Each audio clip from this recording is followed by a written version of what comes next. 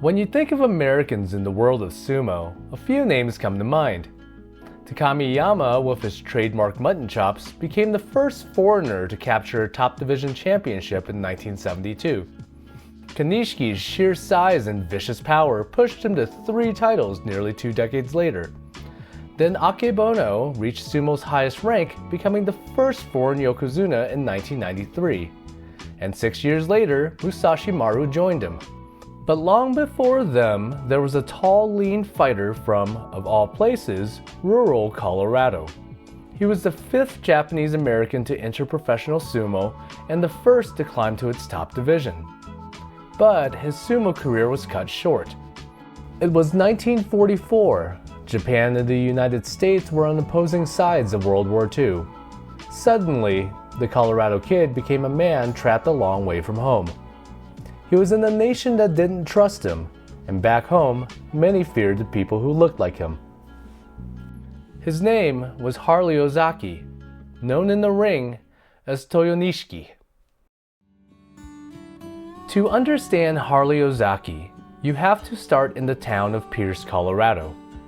Located about 75 miles north of Denver, it's a small farming community that touts that it has some of the richest farmland in the area. Japanese Americans had become mainstays in the state's agricultural community. With an estimated 3,000 people working the fields by 1909, they helped transform Colorado's farming economy.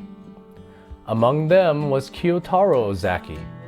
Originally from Fukuoka, Japan, he had emigrated to Hawaii in 1899. 7 years later, he moved to Colorado to take over his brother's farm and start a family. And it was here that Harley was born. The second son of 7 siblings, he grew up to be tall and strong and a natural athlete. Encouraged by a family friend and his father's love of sumo, he made the decision to go to Japan and try his hand at the sport. At 17 years old, he arrived in Japan in March of 1937. Several prominent stables invited him to join them, but ultimately he joined the famed Deiwa no Umibeya. Established around 1862, the stable had produced 5 yokozuna in its history. This roster that Harley would join included a future one, Aki no Umi. At 6'2" or 187 centimeters, Harley was tall, with a build crafted by work on the farm. He made his debut in May of 1938, becoming the 5th Japanese American to enter the sport. And he steadily climbed up the ranks, earning a promotion to Makushita, sumo's 3rd highest division, in 1941 after just 5 tournaments.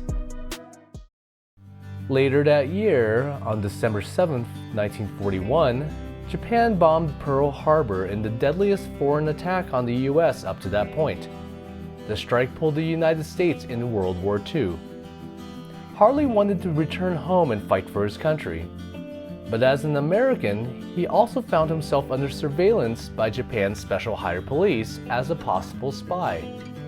Listening to advice from his stable master, he renounced his American citizenship and became a Japanese citizen to avoid suspicion. Meanwhile, back in the United States, there was rising anti-Japanese sentiment following the attack. President Franklin Delano Roosevelt signed Executive Order 9066 2 months after Pearl Harbor. It forced 120,000 people of Japanese descent living along the West Coast to abandon their homes and move into internment camps. 2/3 of them were American citizens. Back in Japan, Harley reached Sekitori status in January of 1943, climbing up to Juryo, sumo's 2nd highest division. With the promotion, he took the name Toyonishiki. In 9 lower division tournaments, he never had a losing record.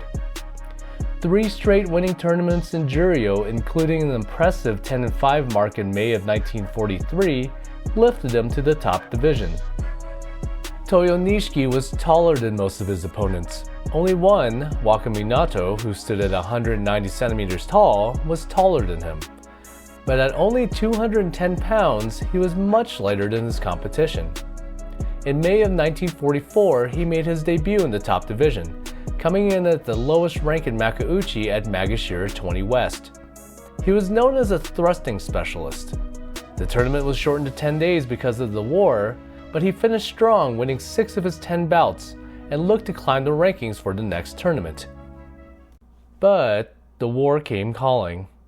Tokyo had been the target of B-29 air raids since November, destroying hundreds of thousands of buildings and killing over 100,000 people. And the tide of war had been turning against the Japanese. On the cusp of making his name in sumo, Harley was pulled into the Japanese army, originally as part of an artillery unit and then to an interception unit where he had to intercept and translate American radio broadcasts. On September 2, 1945, Japan formally surrendered following the atomic bombings of Hiroshima and Nagasaki. After the war had ended, he tried to regain his American citizenship but was unsuccessful, so he tried to get back into sumo. A poor performance in a minor tournament in Osaka in 1946 and mounting financial struggles forced him into retirement. In the years that followed, he became an interpreter for the U.S. occupation forces and regained his U.S. citizenship. But outside of the occasional visits to see family and friends in the States, the Colorado farm boy made his life in Japan, running an inn with his wife. In 1998, he died at the Takatsuka Inn, located on the grounds of the Tomioka Hachiman Shrine in Tokyo. It's fitting as the shrine is known as the birthplace of Kanjin Sumo, which is the origin of current professional sumo wrestling. Long before Akebono and Musashimaru put their stamp on sumo, Toyonishiki's brief journey into the sport is a what-if story. A career that was intertwined with world events out of his control. Who knows how far the tall Nisei kid from a small Colorado town would have gone? But as writer Kazuko Ogasawa writes, during a brief period of wartime, he shone like a comet. Thanks for watching. If you like that story, check out my look back at how close Kirishima came to becoming Yokozuna, or just look at every one of Takayasu's runner-up finishes. And if you like what I do, please like and subscribe, and I'll catch you next time.